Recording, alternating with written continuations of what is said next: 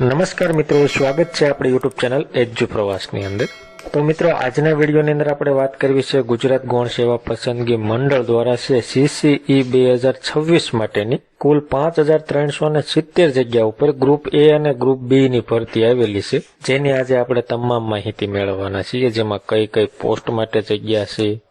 લાયકાતની શું જરૂર પડશે, પગાર ધોરણ તમને શું આપવામાં આવશે, કોને કેટલી પરીક્ષા ફી ભરવાની થશે, ઉંમર મર્યાદાની શું જરૂર પડશે, તમારે અરજી કેવી રીતે કરવી જેવી તમામ માહિતી આજે આપણે મેળવવાના છીએ। એટલા માટે વિડીયો છે મિત્રો અંત સુધી જરૂર જોજો અને વિડીયો તમને ગમે તો લાઈક કરજો, આ વિડીયોની લિંક તમારા મિત્રોને શેર કરજો અને આપણી ચેનલની અંદર નવા આવેલા હોય અને હજુ સુધી ચેનલને સબસ્ક્રાઇબ ન કરી હોય તો સૌથી પહેલા ચેનલને સબસ્ક્રાઇબ કરી દો, જેથી કરી આવી કોઈ પણ માહિતીના વિડીયો અમે અપલોડ કરીએ તો એની નોટિફિકેશન છે મિત્રો સૌથી પહેલા તમને જોવા મળે। તો ચાલો મિત્રો, ગુજરાત ગૌણ સેવા પસંદગી મંડળની કાયમી ભરતી 5370 જગ્યા ઉપર છે, જેની આપણે વાત કરીએ તો કે પોસ્ટનું નામ અને કુલ જગ્યા તો કે ગ્રુપ એ ની અંદર જોઈએ તો કે સમાજ કલ્યાણ નિરીક્ષક માટેની કુલ 125 જેટલી જગ્યા છે અને કાર્યાલય અધિક્ષક ની અંદર કુલ 3 જેટલી જગ્યા છે અને હેડ ક્લાર્ક ની અંદર કુલ 134 જેટલી જગ્યા છે અને કલેક્ટર કચેરીના ક્લાર્ક એટલે કે મહેસૂલી ક્લાર્ક ની અંદર કુલ 1600 જેટલી જગ્યા છે,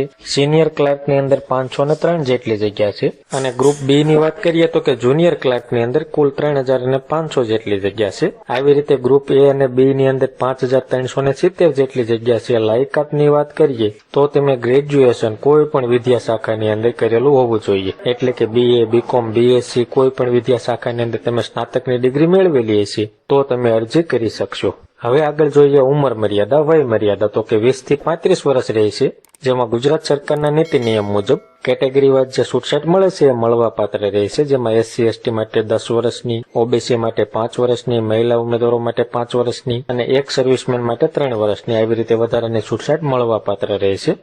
પ્લસમાં PWD એટલે કે વિકલાંગ ઉમેદવારોને પણ 10 વર્ષની વધારાની છૂટછાટ મળવા પાત્ર રહેશે અને પગાર ધોરણની વાત કરીએ તો કે હેડ ક્લાર્કની અંદર 40,800 રૂપિયા પગાર રહેશે, સિનિયર ક્લાર્કની અંદર 26,000, કલેક્ટર કચેરીના ક્લાર્કની અંદર પણ 26,000, જુનિયર ક્લાર્કની અંદર પણ 26,000, કાર્યાલય અધિક્ષકની અંદર 49,600 રૂપિયા પગાર રહેશે અને સમાજ કલ્યાણ નિરીક્ષકની અંદર 40,800 રૂપિયા મહિનાનો પગાર રહેશે। પછી આપણે આગળ વાત કરીએ પરીક્ષા ફી ની તો કે SC છે, ST છે, એક્સ સર્વિસમેન છે, ACBC એટલે કે OBC છે અને EWS કેટેગરીના ઉમેદવારો એને 400 રૂપિયા ફી ભરવાની રહેશે અને જનરલ કેટેગરીના ઉમેદવારોને 500 રૂપિયા ફી ભરવાની રહેશે અને પરીક્ષામાં ઉપસ્થિત રહેનાર તમામ ઉમેદવારોને છે ફી પરત આપવામાં આવશે, એટલે કે તમે પરીક્ષા આપશો તો તમારી ફી પરત આવી જશે। હવે આપણે વાત કરીએ અરજી તમારે કેવી રીતે કરવી। તો અરજી છે મિત્રો ઓનલાઈન કરવાની રહેશે, જેના ફોર્મ 5/2/2026 થી ચાલુ થઈ ગયા છે અને ફોર્મ ભરવાની છેલ્લી તારીખ 20/2/2026 રહેશે